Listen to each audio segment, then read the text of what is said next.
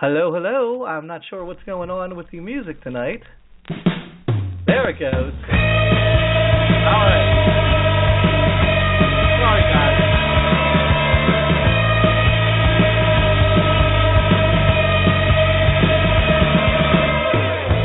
From the East Coast to the West, we ain't the worst, we ain't the best.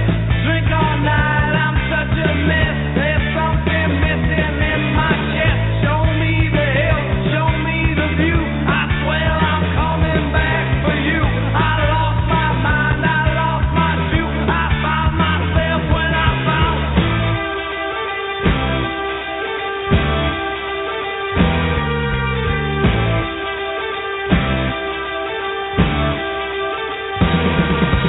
Be my savior, be my woman. Gone from LA back to Brooklyn. Take my body till the morning. Now I'm leaving without warning. She said, let's stay up all night long. Everything's right and nothing's wrong. That girl don't wanna see the dawn. She came so quick and now she's gone. What's coming next? I just don't know. I'll see your boy. I'm coming home. Now I'm alone. I can't relax. I won't forget about that.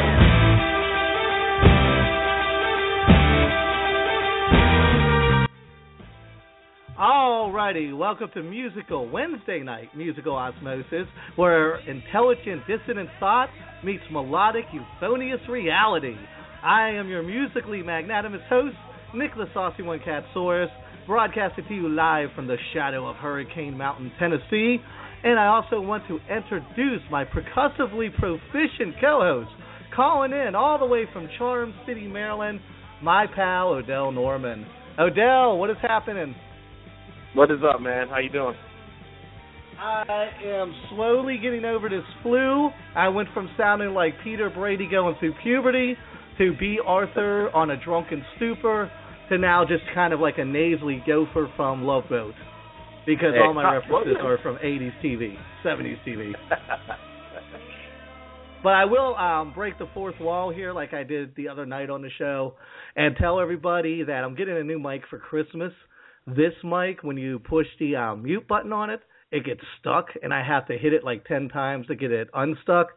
And I've got this great resounding fear that it's going to get stuck on mute and I'm not going to be able to talk, which is actually one of my greatest fears in life, not being able to ramble. So if you hear coughing or anything in the background, I'm sorry. I don't have a way to mute myself. So you'll just have to deal with the low production value until Christmas when we're back on track. How you doing? It real, man. You're just keeping it real. Yeah, that's what we'll call it. This is giving me street cred. So here's the deal. Actually, first, Danielle, we are wrapping things up for the year. We're going to do a couple Christmas shows in a month and on a couple different shows and a New Year's Eve, show, end of the year show. I think it's the 27th. Who do we got coming on Friday for our last scheduled show? This Friday, on Friday Night Drunken Trivia, we will have Comedian? Cyrus McQueen. Yep. Comedian Cyrus McQueen. And we are doing, what are we doing for the trivia? American Inventors. It's the mother of all Sorry, my brain just went. Teslaverse That's what my brain did. Over here. Yep. Inventors, American Inventors. Yes. And sorry about that. Every once in a while my brain just gets stuck. And and then we're going to have, of course, the end of the year show with all kinds of cool people that we've had on before, including but not limited to John Mayer. And I have a really good feeling that we may get a really cool announcement on the end of the year show from John Mayer. Nice. Yeah, I think nothing is in stone, but I have a really good feeling. I think William Sanderson's coming on, too. Yeah, he's awesome. Oh, my God, he's so nice. Newhart and Deadwood. I talked to his wife, and she couldn't confirm all the way that far, but it's pretty sure. We love William, and I think he loves coming on the show, so I'm pretty sure he'll be on. All right, let me do this. And also, I just confirmed that Lips from Anvil will be stopping by our Christmas show to talk about his new album for a few minutes. Won't be a full-blown interview, but we've had Lips on before. The guy is so filled and just armed with pure charm and charisma. I love talking to him. He's one of those guys, like Kevin Smith, dude. Like, I don't particularly agree with a lot of what Kevin Smith says, not politically, but just like when he gets with Jason Mewes, he talks about semen a lot, like too much. Yeah. But when he's on his own, really he's a lot. good. But he's got so much fucking charisma. I can listen to him talk even about jizz all day. I couldn't listen to anybody else talk about jizz but Kevin Smith. For some reason, I can listen to that man speak all day. Joe Rogan's another guy I can listen to all day. Anyways, just a heads up, I usually have my Facebook open. So if anybody kind of chimes in during the show, wants to ask a question or anything, I can kind of read it on the air. However, after reading my Facebook post the last couple of days, I feel like I want to take a fucking shower. And I'm not going to get super political because this is our music show.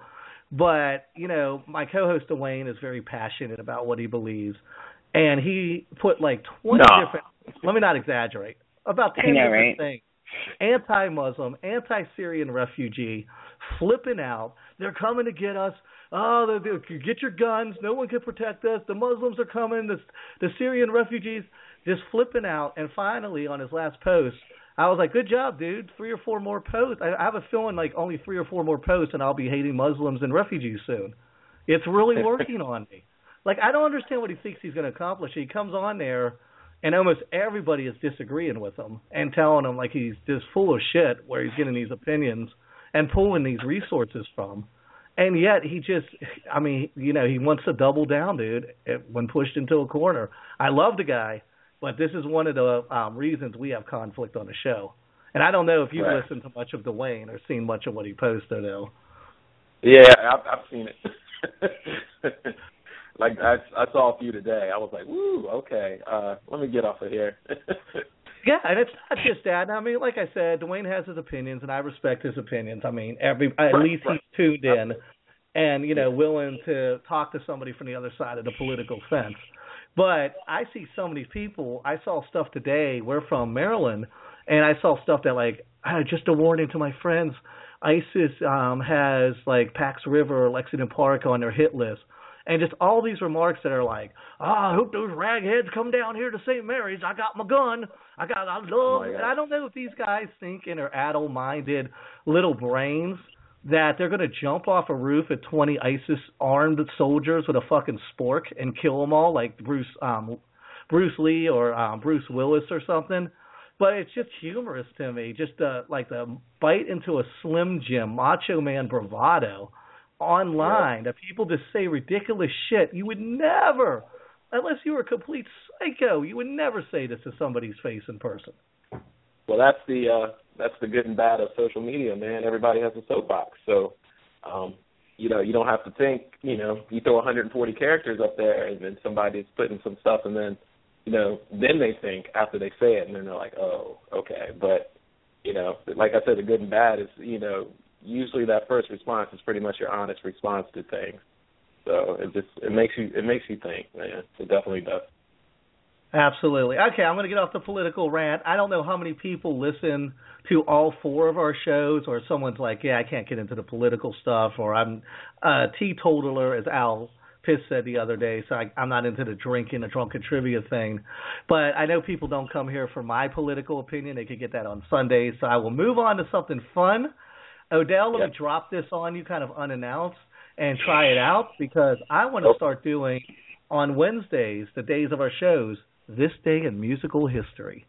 And I pulled a few facts I thought would be fun, and we'll see if it works or not.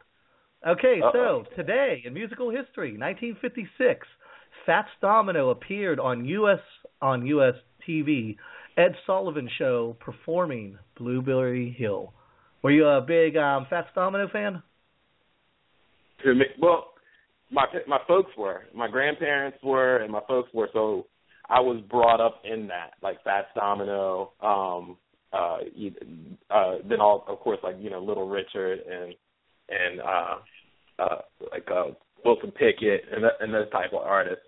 But yeah, I mean, you got to think, man. 1956? 1956, Ed Sullivan, Really Big Shoe. Ed Sullivan Show. There's an African American man on that doing that song. That's amazing. That's a big moment in history, actually. A lot of people, I don't think, realize that. Okay, 1970, Led Zeppelin 3 was at number 1 on the UK and US album charts. Question, full disclosure to you and D. Have you ever made love to Led Zeppelin 3? No. I couldn't even identify what song that is at the moment. I got a whole lot of love. Oh, no. Stairway to Heaven. I'm sorry, no, I've never been in a cheesy 70s porno.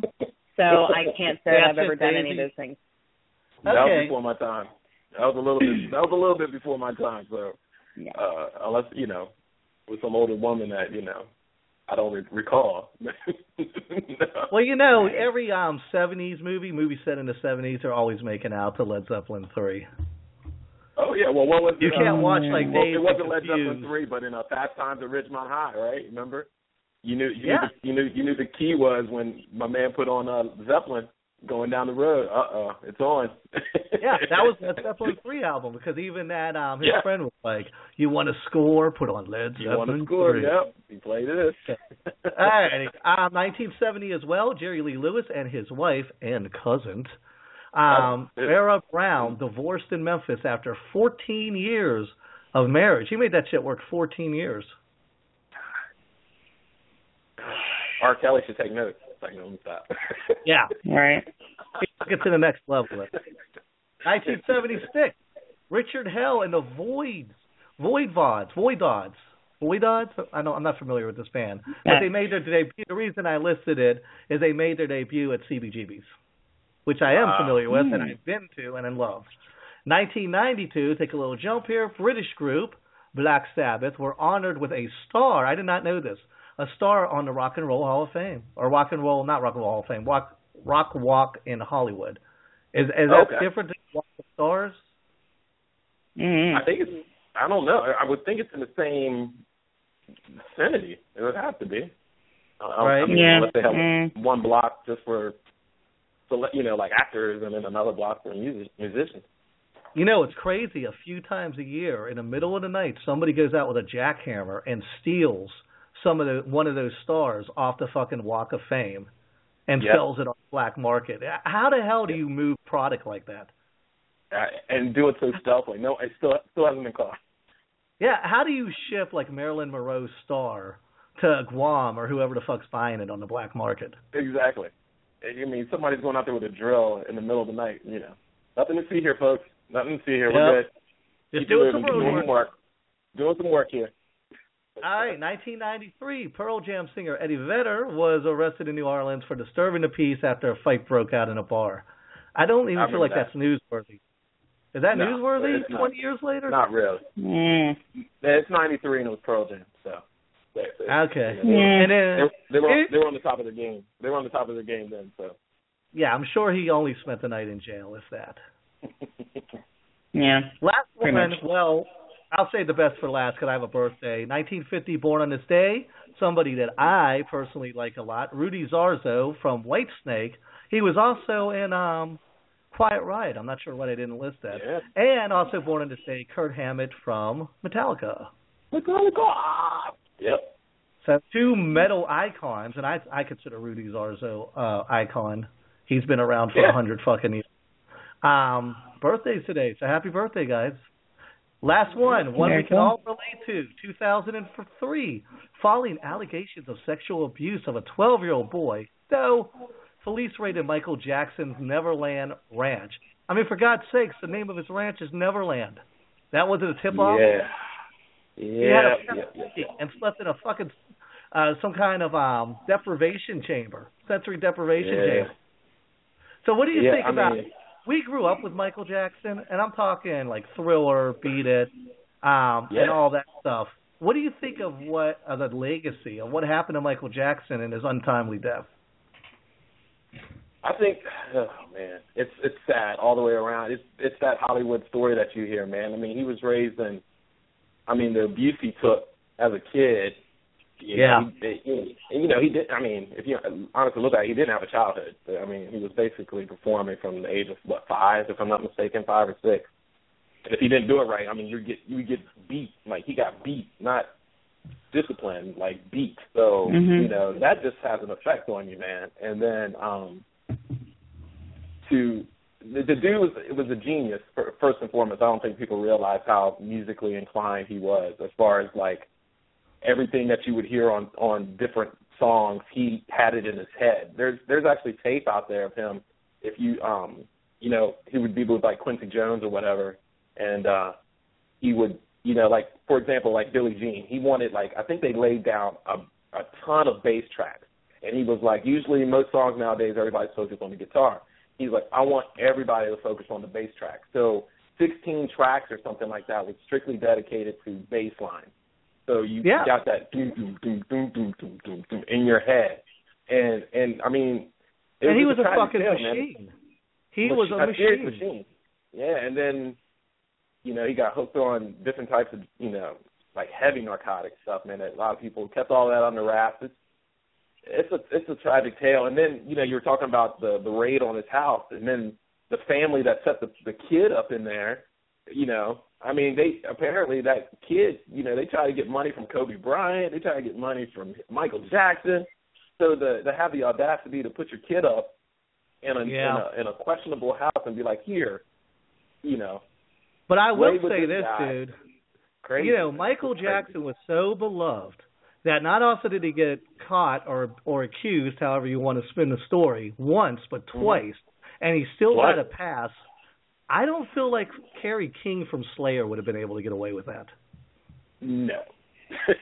Yeah, I feel like it would have been a totally different outcome if it was like Tom Petty and the Heartbreakers having sleepovers with 12-year-old boys. Right. Yep. So, I mean, that goes to show how this guy touched people, no pun intended, that they were willing to overlook those discretions and keep on rocking on MTV, with Kurt Loder and TML, TLR.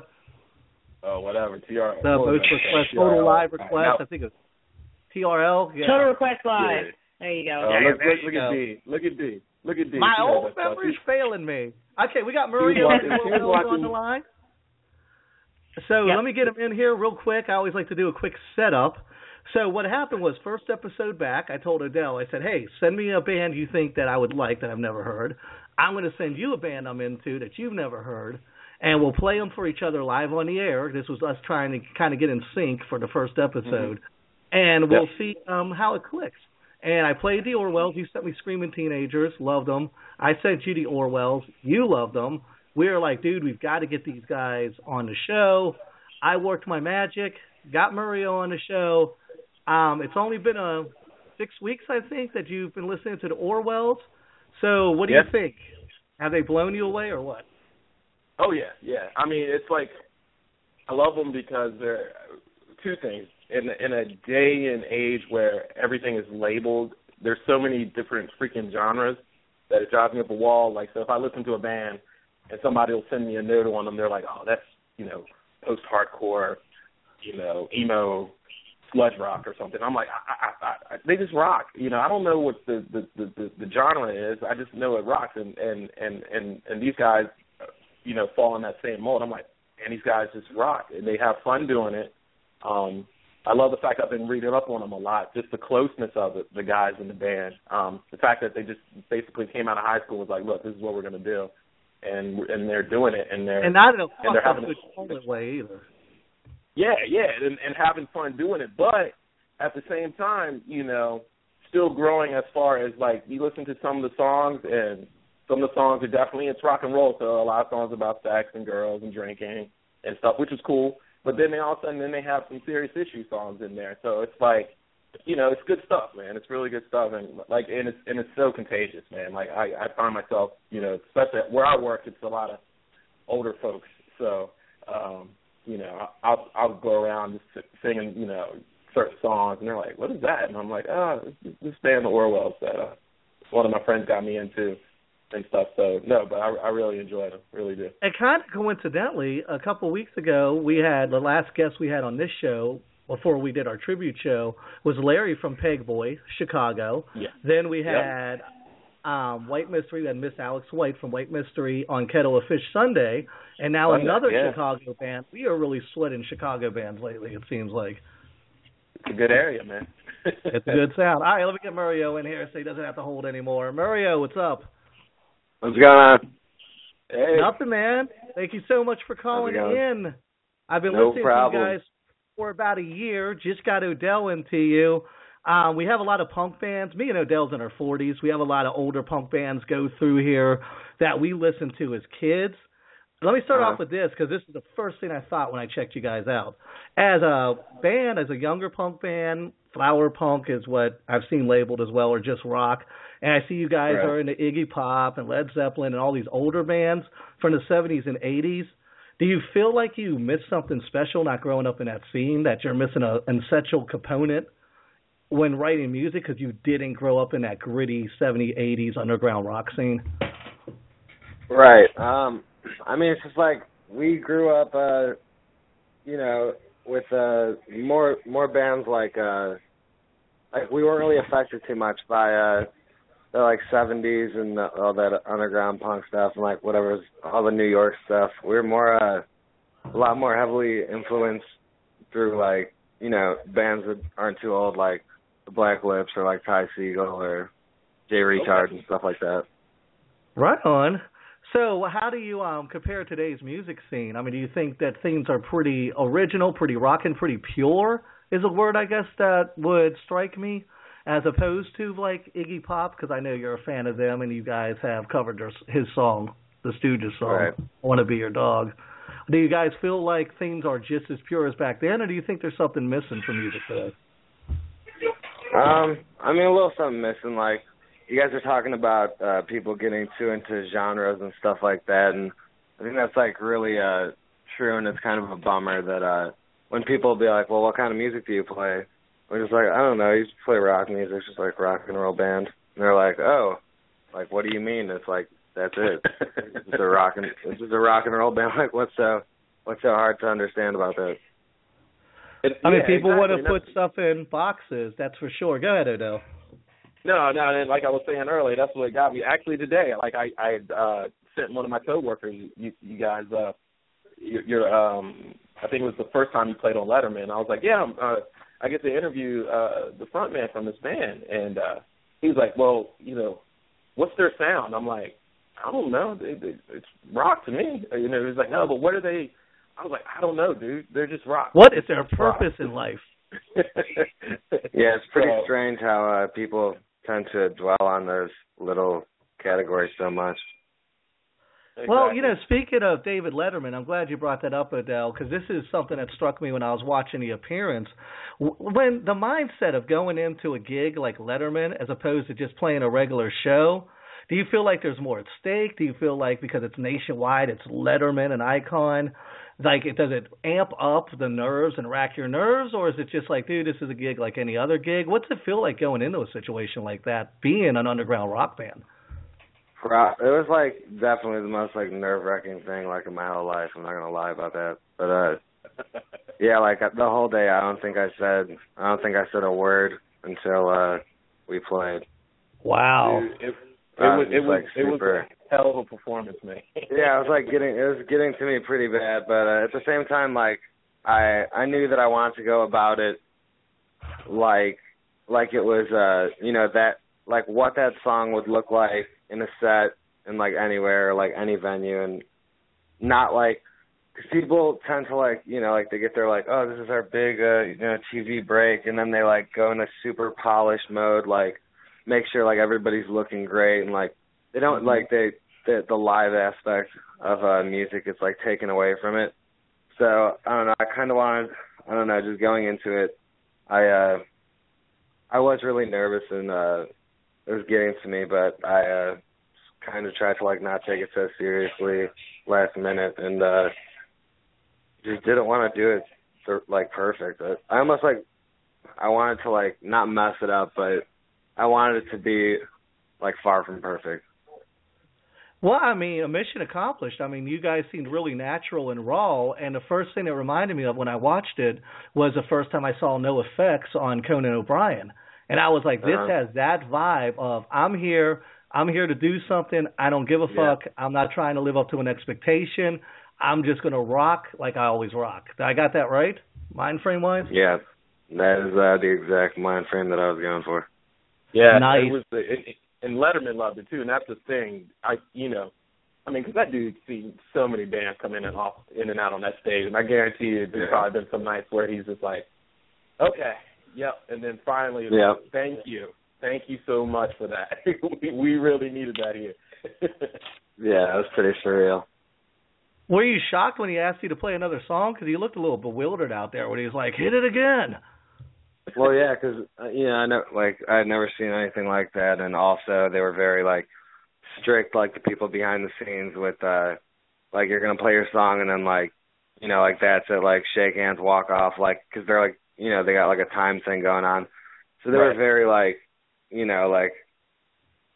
like do what we say and just do the song and then that's it. So when he's saying. He's like going against everything that you were just told, like, 10 minutes ago, telling you to keep going, but you got, your guitarist got no strings and you're just like confused. You're just like, just the weirdest, strangest thing. Yeah. Yeah, that shows you're lighting a fire under him and Paul Schaefer. I mean, look what happened with Paul Schaefer and everything. Like, I mean, you definitely rocked them, for lack of a better term. Yeah. So, all right, if Adele doesn't have anything else, I want to shift gears here because I read a couple articles with you guys, and it seems like there was a lot of comparison to the Strokes and a lot of focus on your age. I know you guys struggled with that before. Is that something you're still struggling with as the age thing, or have you guys been around long enough to define yourself as, hey, we're the fucking Orwells, this is what we are, and now you're your own entity, or do you still feel like you're being pigeonholed in a way? Well, it's like, we still have two band members that aren't 21, so that's still like a pain when you're dealing with, some venue staff that are like, well, we know the situation. It's just like, I'm like 22 years old, so the fact that like I have to, bring beers to like a van or a bus, or I have to spend money at a bar before, when like, if we were all 21, then, everything would go smoothly, especially if it's like at a point of tour where you're just not feeling it and you got to deal with like some smart venue staff. That can be a pain. But we're looked at as young, but one majority of the band. So I mean, we're nearing adulthood, I guess. There you go. Well, I imagine when you're playing overseas. Especially, I think you guys said you played in Japan. Like, that's got to be a lot of freedom, right? Because they are no way as uptight about that shit as over here in the States. Man, no way. That was like some of the best hospitality we've ever had. Yeah, right, Adele. They love having bands from America over there. Oh yeah. Yeah, that was a trip. All right, Adele. No, I know as far as touring, you guys pretty much stay on the road. So I guess it's like a two-part question. Coming out of high school, you guys pretty much were like, okay, we're done, we're going on the road. How does that compare? Like I know it's only been a couple of years, and you're the elder at the old ripe age of 22. How does touring now compare to when you first got that experience, that eye-opening experience? It's just less exciting, which is like the sad truth. But yeah, when you're like your first tour, fresh out of high school, and you're like the world is in your palm, and you see all these cities and places for the first time, and it's like, it's crazy, and you're like, you're like, whoa, we like showed up to a venue and like there's like pop and chips here for us. You're like, whoa, damn. This is wild. And now, it doesn't like, lose its spark completely, but it's like definitely not what it's like. It doesn't feel like what it did, your first tour, second tour. Mm-hmm. Well, this is the most mind-blowing thing to me when I'm looking into the history of you guys is you've put out a couple albums on major labels. I think you've put out 4 altogether between the indie local labels and stuff. You guys have done a ton of videos. You've played all over the world. But the thing that most impressed me is it's still all the original members that started off in this first band in high school. This is kind of like marrying the first girl you had sex with and it fucking working out. This is incredible to me. And being a guy who's had like 14 drummers in his band over 3 years, that you guys are all still resilient together fighting unit. That's insane to me for the last 7 or 8 years. I think we're going on maybe 5.5. I don't know, something like that. 2009. Yeah, I'm getting ahead of myself. So 6 years. Yeah, but that's crazy that you guys are still performing. Are you still that cohesive unit? No fighting, no infighting, nothing like that? I mean, no, we're like any, I guess any good relationship would be like behind the scenes, you know. Not too, you know, we're not like the perfect couple or anything, but you know, it works and we have fun and we're still together. So I mean, that's all that matters. Definitely. I mean, like just looking at your interviews, most of the interviews I see all of you guys together doing it's very, you know, I mean, you have done, you know, I've seen you and Matt do solo interviews, but for the most part, you guys do them as a group, and it's funny because the way y'all just bounce things off of each other, or the way you give each other looks, like, you know, like, okay, this. Yeah, I mean, we're like the five most different people you could ask for, and then put together, we're like all just so different. It's like pretty crazy that you know, and then like maybe that's a reason why it's, you know, works so well, because like when it's like, you know, time for music, like we're all together and like we do our thing, but then like when we're not, you know, playing music and touring, like I know everybody like thinks that like, you know, bands get off stage and they like make plans to like do like, you know, best friend activities, but like we're like totally different people and we all have our different types of friends and we all do our own thing, but you know, we still write when we need to write and we play shows when we need to, and we have, you know, great fans, and it's all good. That's cool.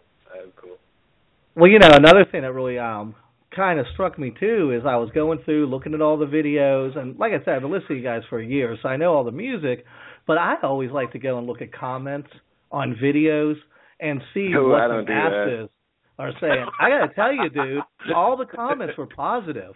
I'm like waiting to see like a negative comment, and people fucking love you guys. Nobody has and that is an accomplishment in itself on the internet to not have any trolls. But people, I mean, I gotta imagine when you go on the road, dude, people are sweating you pretty hard, right? Because it's nothing but positivity when I read about you guys. Yeah, I mean, not like being on the road, it's like super positive, and I've yet to have like a bad fan or somebody like, you know, way out of line. Like it's all really, really good people, really nice things, and you know, we have a good relationship with them. I think that says as much about the fan base as it does the band, right? I mean, do you think it's because your fans really get it?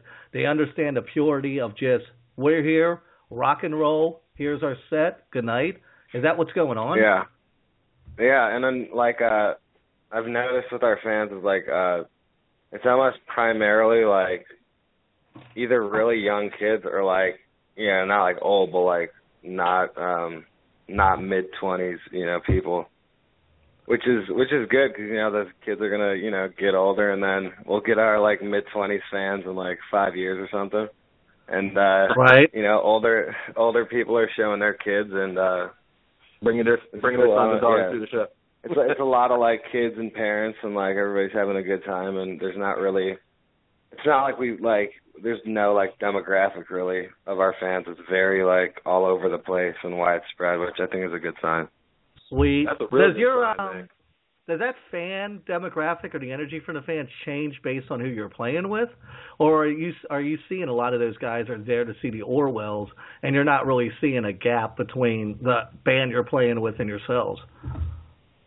No, I mean it's nice to have like, you know, young kids losing their shit, but you know, I get to if you know that everybody's you know that like everybody's there and cares and came to see you, then it's pretty easy to just feed off, you know, whether it's an older guy, you know, like tapping his foot and drinking a beer, or it's like some kid like totally like losing his shit batshit crazy, like, you know, they're all there for you, then you can like, you know, tap into every form of energy. So what constitutes a bad night for you guys? Like, what would you say would be like, this night we just didn't hit our mark? Is it the crowd or is it the band? I mean, it's got to be on us, but we definitely, I don't know, a bad night could be, you know, a group. It could be a group of shitty, you know, people in the audience that are, you know, trying to stir some shit up, or you know, like just came with not good intentions. That could fuck up a show, or, you know, security going too hard and like slamming kids around. That'll put me out of the like. Been there. Those are like two biggies where it's like security's a little too crazy and they just like hurt some kid, or there's like some kid that just came to talk shit and like wants to brawl, and like, you know, it's like, as long as, you know, the audience came with good intentions, it's pretty hard for the show to go bad, and if the venue's cool, then everything should go accordingly. But there are those nights where just a couple bad eggs or not great staff. Yeah. Well, let me ask you this, because I feel like you being so young, the world really seems like your oyster. What bands do you guys still want to play with, and what festivals do you want to play that you haven't got on the ticket yet? Do you guys have like a giant outward goal, or are you like, we're just playing it by the moment and just doing our thing? Festival-wise, I think we've played everything that I care to play. So, nice. You know, like Lala and Coachella were like the biggest in my mind, and we did those. So the festivals keep rolling in, which is great, and there's a lot of great new ones, and Shaky Knees is really great. I think we're getting on that again this year. And what was the other part of the question? What bands do you still want to play with? Are there any bands you haven't played with yet that you would love to play with? Bands that I love. I love Foxygen, and I would love to play with Ty Segall. Because that dude's just like, that's like I think he's like the top of, like, as far as like coming out with new material and touring like crazy and changing, you know, not doing the same thing over, and like constantly developing and changing and like trying new ways, and just like, you know, dropping like a mainly like acoustic album, and then like he just does whatever he wants, and it always sounds great to me. So yeah, I'm gonna see him Friday with Fuzz. Like, you know, you could just like drum in a stoner metal band, like he's got it's just like amazing. But that's interesting, though, right? Like, how do you draw that line between keeping the authentic Orwells sound and going in a totally different direction that might, like, really turn you on and say, we're going to do a fucking album that's completely different? Like, how much do you feel, I guess, that you owe to the fans to keep the authentic Orwells sound, and how much do you owe to yourselves to do whatever the fuck you want? I think it's a lot more important to do what's going to make you feel good. Like, say, we just made an album that's like a very, you know, it's gonna, you know, fans are gonna love it, and like this is like the time that, you know, we were just the new stuff sounds great and it's very us. But if the one after that, you know, we wanted to do something with like, you know, horns or like acoustic or, you know, backup singers or other, like get other artists, like if that's what like felt right to us and like that's what sounded good and like made us happy, then that totally comes first. And like, if we toured like a weird album and like, you know, fans were like pissed, like they just want to like rage and like, you know, get belligerent and like done like tough shit, because if you want us to like, you know, keep making music and keep coming around, then like we need to cater to our own like, you know, creativity first, and then or else it's not going to last. Yeah, you can't go wrong doing that, dude. Absolutely. Yeah. There it is. There's a success formula right there, right, Odell? Exactly. I mean, so. That's always been the thing that gets me, you know, when you see a band and and they get a hit, and then all of a sudden they come back and they try that same format. It's like, nah, man, do what you want to do. It's first and foremost, at the end of the day, it's you and your 4 friends in that band making music. It always starts in the garage or practice space or wherever it is, and that's where it'll end. So, when it's the hoopla is over with and all of that stuff is done, it's still you and your 4 friends making music that you guys love. And if you keep doing that, then the originality will be there always. And your fans, I mean, the people that love you are going to love you. Yeah. Especially, if they want to listen to the old stuff or they want something that sounds like the old stuff, then, listen to the old albums. That's what I'm saying. And like, if, keep changing and growing, then you're just going to you're going to dial into new markets and people that like that, and they could take that album away from you and be like, I really like that band because they did that one weird thing and that was my shit, and I like that band. I don't like their, they could like only new stuff, they can like only old stuff, they can, they could like whatever they want. Yep.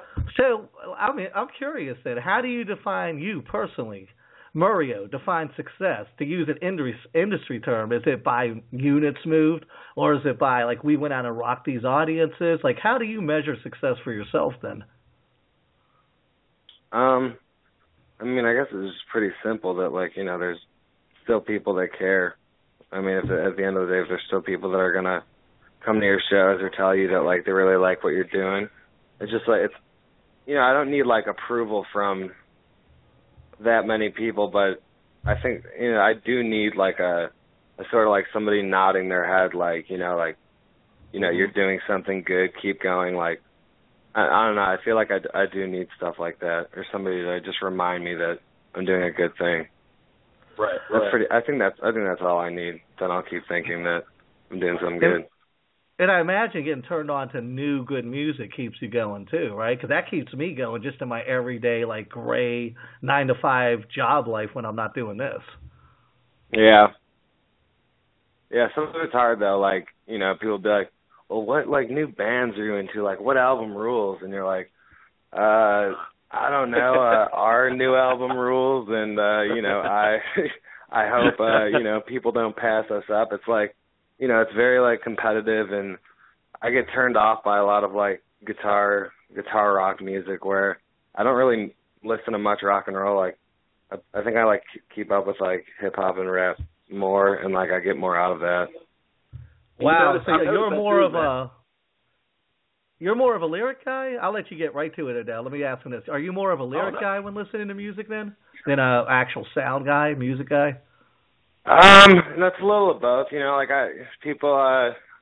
like a lot of lo-fi stuff where you don't know what they're saying, but the emotion and you get something out of it. But then I like when you can hear every word and you can pick it apart and think of interpret it yourself. I like that aspect too. Nice. Sorry, Adele. Go ahead. We've got a little bit of a delay. I was just saying. I was thinking the same thing. I said a lot of the really good artists, they do look outside the box. I've seen interviews with Bob Dylan, for crying out loud. The dude's 150 years old, but it's he'll be like, well, I like this particular DJ, or I like this particular group. And you're like, man, Bob Dylan's checking them out. So but that's what keeps it fresh, and there's no law against taking influences from other genres or other and bringing them into what you do. And I kind of like keeping that it's almost separate. When I want to write songs for lyrics for us, and I'm listening to our music, and then that's almost in a way that's work. And then when I want to have fun, I can throw on some weird I don't know, I've been listening to a lot of just some weird synth shit, or some crazy just really ignorant ass rap that I could just I don't know, not think about anything to, just exactly good vibes and just I don't know. It's almost I don't want to think about really good new rock music, because if we're not doing it and it's somebody else, that's just another person in the way. Wow. That's interesting, though, that you have to kind of go there to decompress from the other side of your life. I mean, do you find that it's hard to kind of separate the two? Because it seems like it would be a challenge, right? Yeah, it is. It's pretty difficult, especially when like, you know, if somebody like, you know, somebody hasn't seen you in a while. It's like the first thing's like something about, you know, music or the band, and it's like you see any good fucking movies lately? Like, you want to talk about anything else? Like, you know, like family and shit. Like, anybody gonna, you know, ask how I'm doing as a person? Like, if I'm seeing anybody, like. So the new album, what's it about? Yeah, right.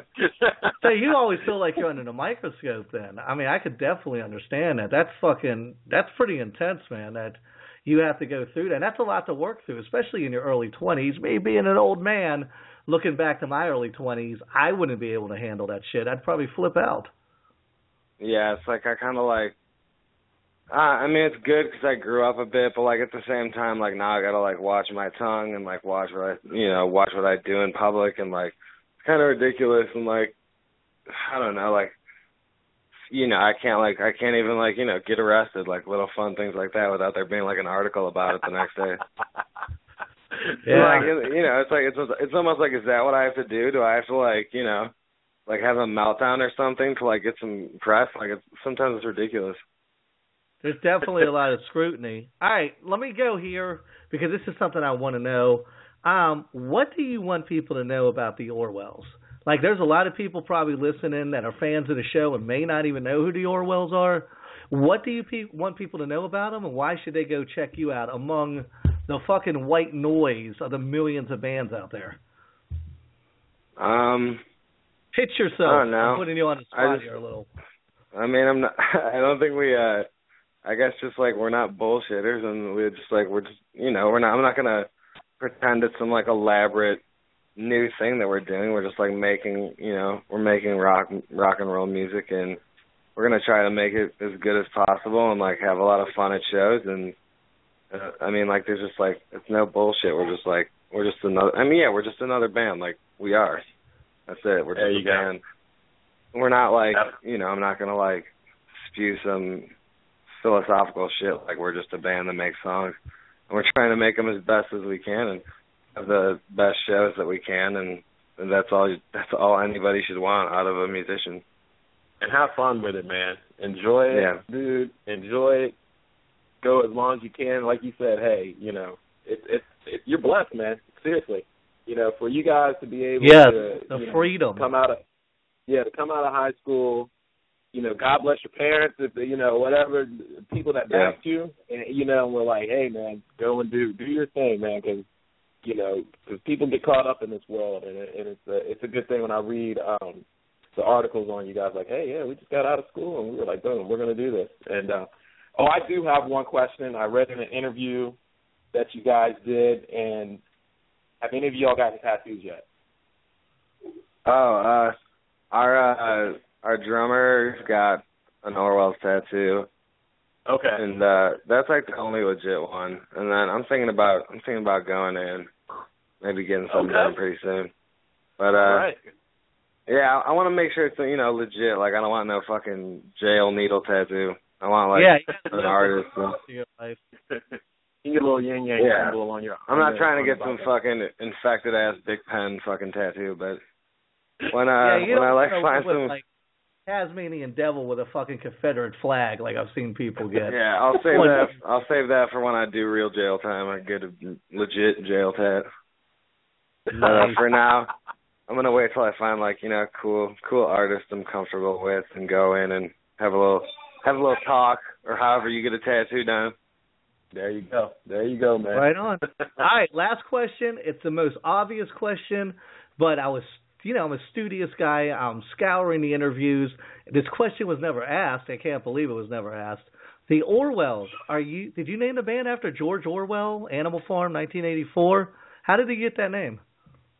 Nah, it's just like, well, I mean, yeah, technically, yeah, but it was just some lazy kid shit. We were like, somebody brought it up, our bassist brought it up, like, yeah, that sounds kind of cool, and like, at our high school in the time, it was like really obscure, like just like the shittiest band names I've ever heard, like really just weird, nonsensical shit. And then Just like what happened to like the bands, like what happened to just like, you know, straight up black and white, like the and then like a last name like the Ramones. So we were like, yeah, we could just like pick a cool last name and just like throw the on it, and then we like all had that book in school. We were supposed to read it, and then we were like, yeah, that sounds okay for like the next show or whatever, but then we'll change it.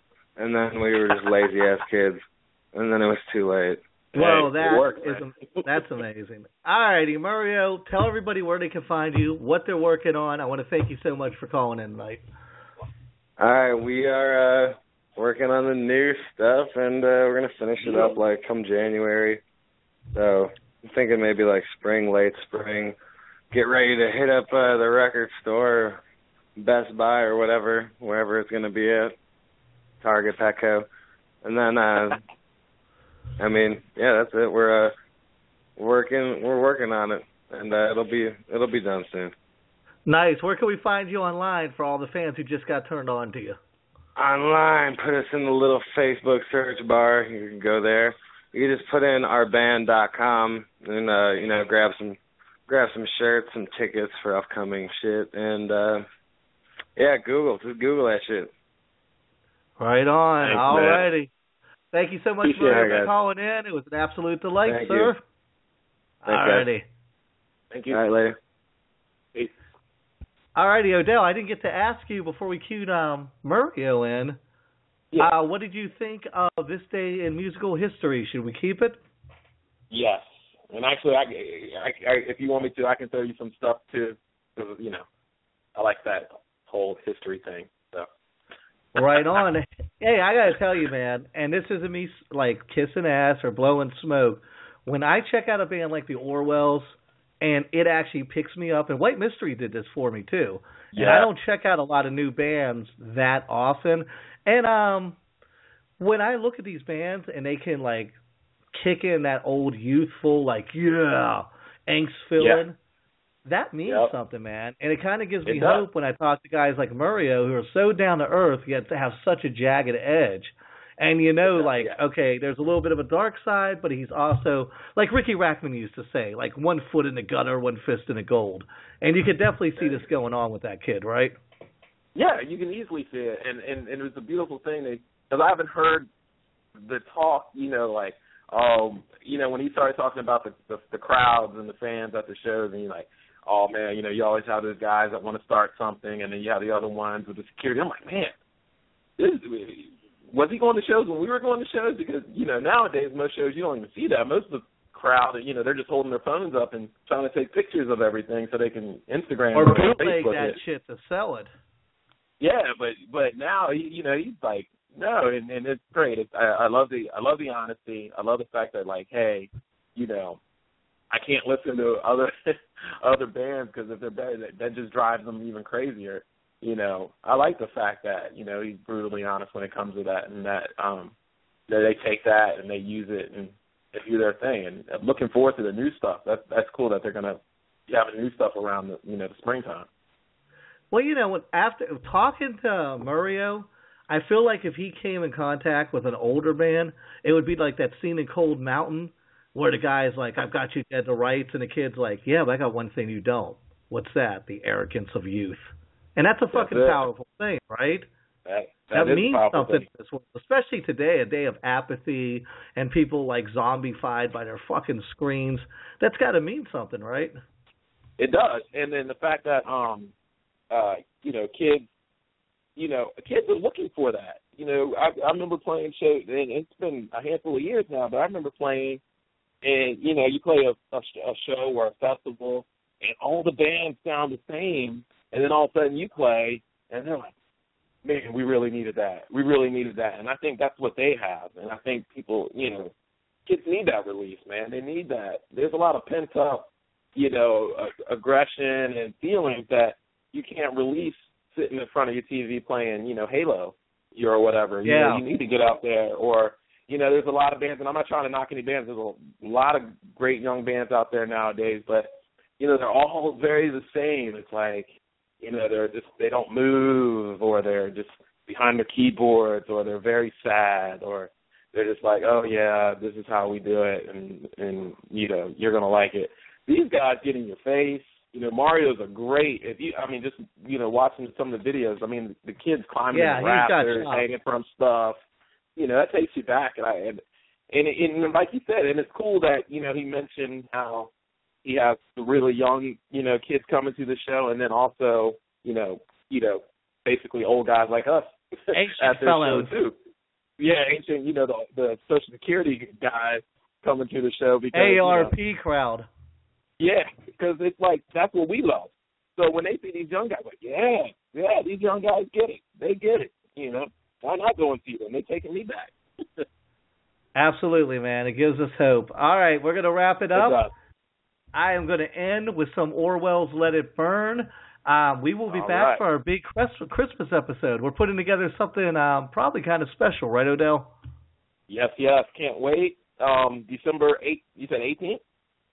16th, yeah, 16th, December 16th. Lips from Anvil will be on. I'm going to get some other people that we've had on the show this season and previously when I did this way back a couple years ago, and just kind of have everybody check in, share some Christmas stories, drink some eggnog, and have a fun time. I'm not doing politics during the holidays.